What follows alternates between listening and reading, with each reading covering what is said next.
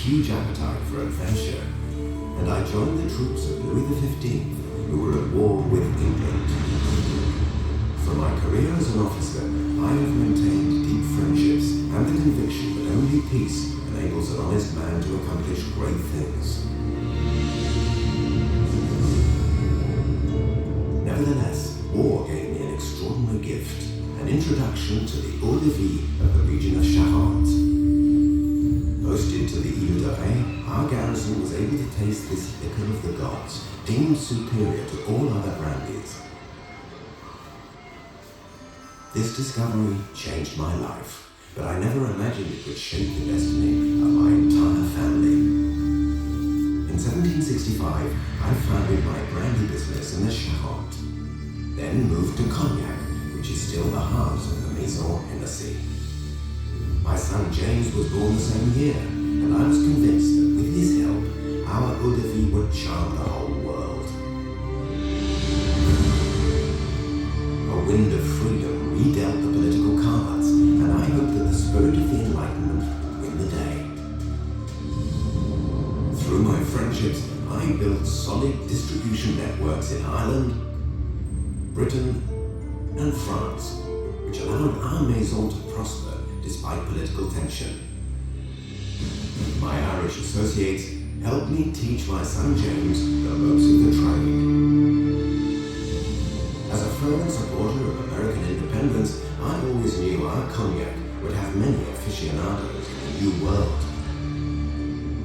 In 1794, a huge order of 330 barrels finally reached Boston. It was the first of a long line which gave us a firm anchor in the United States. Hennessy cognacs had crossed the ocean for the first time.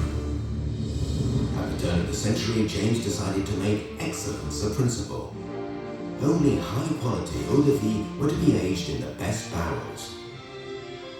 James asked Jean Filliou, a talented master cooper, to join the company. This paid off, bolstering the foundations of the business and sealing the alliance between the Hennessy and Filliou families. On the 1st of January 1813, James founded the James Hennessy and Company Brandy Merchants, already one of the largest and most respected in cognac. James then looked to the east and set out to conquer Grand Russia and India. Markets opened up one after the other, and orders poured in. James's sons, who had followed in his footsteps, were the architects of this success. In 1863, our maison made its first delivery to New Zealand, the farthest point on the globe. Less than 100 years after its creation, Hennessy cognac was present on every continent. In 1865, the Second Industrial Revolution was in full swing, and Maurice Hennessy, the fourth generation of the family, propelled the company to the cutting edge of innovation. His first masterstroke was bottling cognac so as to guarantee our customers eau de vie of optimum and consistent quality. Maurice built a bottling plant, considered the most modern of the day. His second masterstroke was inventing classification for cognacs. 1 star for cognac aged 2 years, 2 stars for 4, and 3 stars for cognacs aged 6 years. He also designed a label featuring the brand symbol, the famous arm and axe, taken from our family crest. Bottled cognac was a great success.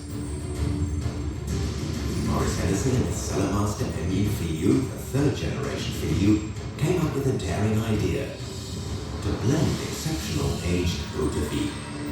Hennessy XO was born. This extra old cognac was immediately shipped out to conquer the world. On the eve of the 20th century, cognac houses were having trouble recovering from the phylloxera crisis.